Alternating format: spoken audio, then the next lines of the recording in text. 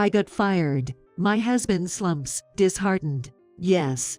Isn't this the best scenario? This battle still has hope. Watch out, you pathetic bald corrupt CEO. We'll win this. My name is Kate. I'm 40 years old. I was embarrassed when my microwave went ding, and I instinctively answered yes. It left my daughter horrified, thinking mom's talking to the microwave. It's the era where talking to machines like Alexa or Siri isn't weird, right? I was extremely embarrassed because I was unconscious, though. Well, compared to the super embarrassing person I've met in the past, it's not as big of a deal as having a conversation with microwave. It was about 15 years ago. I was working at a company. It was small, yet elite, specializing in things like creating programs to protect computer security. We earned trust from big companies, and our performance was decent. Back then, the internet wasn't as widespread as it is now, and it was still the dawn of development in security and such. That's why the company was somewhat expected to grow more by the industry.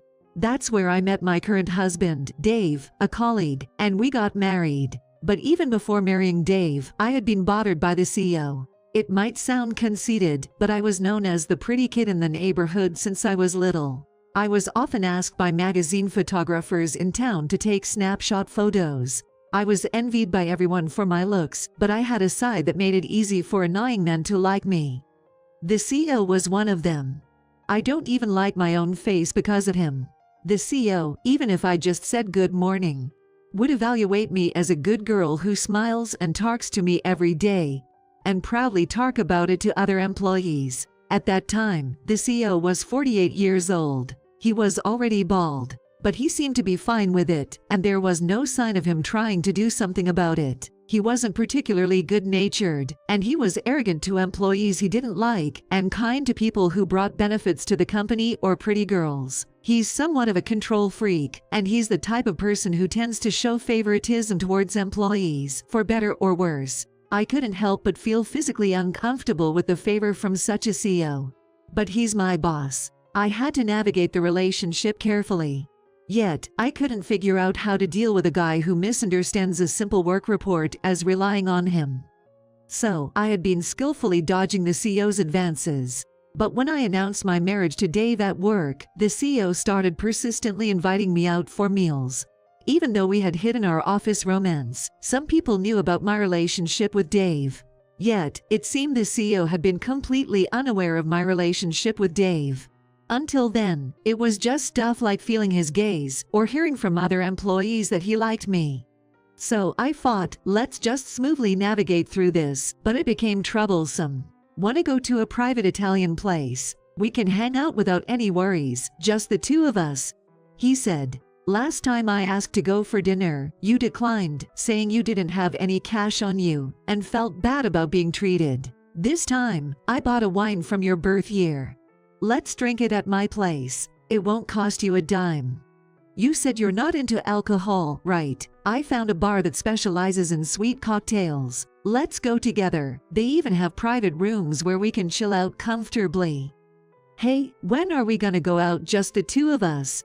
No matter how many times I turned him down, the CEO kept inviting me out. Even though I never made any promises, he seems to believe we'll eventually go out together. My words just don't seem to get through to him. Even after I specifically told him I'm married and won't go out alone with a man, he wouldn't give up, saying, "What are you so cautious about? It's just part of the job." Each invitation felt like he's trying to get me drunk and take me to a private room. It was too obvious and impossible to pass off as part of the job. He was so persistent one day, I blurted out, "Please give up on me. You're bothering me." Until then, I avoided speaking out like that because I was afraid it would make him think I'm aware of his affection, making things even more difficult. But on that day, I was just too stressed and couldn't help but let out my true feelings. As expected, the president happily smiled and said, "So you did notice my feelings all along, right?" And then he put his arm around me. His clingy touch gave me goosebumps, and I instinctively pushed him away, shouting, "Absolutely not. This is wrong," and ran away. Originally, Dave had been telling me to quit my job because he was worried about the CEO's behavior. But despite that, I stubbornly stayed at this company because I wanted to see Dave working up close. Dave is the top engineer in the company, developing a new system that is expected to double our performance once completed. This company is the only place where I can watch my hard-working husband as a colleague. If I quit my job, it's impossible for us to both find new jobs at the same company. So, despite the creepy CEO, I wanted to stay together, but it looked like this was the breaking point. The next day, I submitted my resignation to the company. I told Dave what happened. He told me, "You absolutely need to quit." Armed with his strong words, I confronted the CEO. However, the CEO didn't accept this. Instead, he tried to persuade me to stay by offering all sorts of enticing benefits like a raise or a higher position. I would gladly stay at this company if he said, "If I resign and leave, would you stay? What's bothering you so much? If you want, I can even promote you to be my wife," he said with a smirk. Why can't he understand that I don't want that? I've told you multiple times, I'm married. I'm sick of being invited out to meals by you, or you putting your arm around my waist. I couldn't help but let out my true feelings to the CEO. So that's it. He's the one at fault. Huh. Your true love is me, right? I understand. You never expressed your feelings before, and you felt inferior to my position as the CEO, so you settled for marriage. What? That's not true. No need to be shy. I get it all. I thought he was just a pitiful pawn for your affection. I've been kind to him out of jealousy, unable to bear the thought of you being with your husband just because he's your husband. But if that's how it is, he's unnecessary. Why did it turn into that kind of conversation? I never had any interest in you from the start. All right, I completely understand your feelings. Well then, if that's the case, I'll accept your resignation. No need for the future CEO's wife to do the work of a regular employee. Let's make life easier for you. Saying so, he tucked my resignation letter into his pocket and disappeared from his office. It's hopeless. The conversation just doesn't get through at all. Why did the CEO say it's Dave's fault? What interpretation did that bald guy make? It's so frustrating dealing with someone I can't communicate with. Since there are people around in the office, I thought I'd tell Dave about it after we got home. But that night, Dave came home looking disappointed. What's wrong? I asked. Today, the system we were developing was completed, but when I reported it to my boss, I was suddenly fired by the CEO. He said to take 30 days of paid leave and not to come back. The CEO said I was no longer needed. I thought it was my fault. The system was completed, and somehow the CEO thinks my husband is unnecessary because of our conversation. Being no longer needed must mean that. Wait a minute. Isn't that pretty lucky for both me and my husband? It's a pain to become unemployed just after getting married, Dave said with a troubled smile, and I smiled back. Well then, congratulations. That system, it was meant to extract suitable customers as the company's clients, right? Yeah, but without you, the data wouldn't be updated. It's meaningless to look at old customers who haven't been updated for so long. But since the basics are already in place, couldn't someone else understand and execute the updates without you? Even if they don't have to start from scratch like you did for nearly 6 months, do you think anyone else in the company could understand it in less than 6 months? It could be done if not constrained to 6 months. No, not like that. Hey, why don't you use that 6 months effectively and start your own business? Dave looked surprised at my suggestion. Now that both Dave and I are unemployed, we could start our own company similar to the one we worked for, introducing a slightly upgraded version of the same system. Since the system wasn't developed within the company, there were no provisions in the company regulations regarding patents, and as long as it wasn't exactly the same, there wouldn't be any legal issues. Only the original creator, Dave, could create the upgraded version. And if I helped Dave with his work, I could watch him work up close. Isn't that killing 2 birds with 1 stone? So, after giving a speech in front of my husband, he said, "You're quite cunning, aren't you?" Somewhat rudely, but he laughed and agreed to my proposal. Great, I can work with Dave again. After that, Dave wasted no time. 30 days later, just as the CEO had declared, we were fired. But we used our savings to start our own business.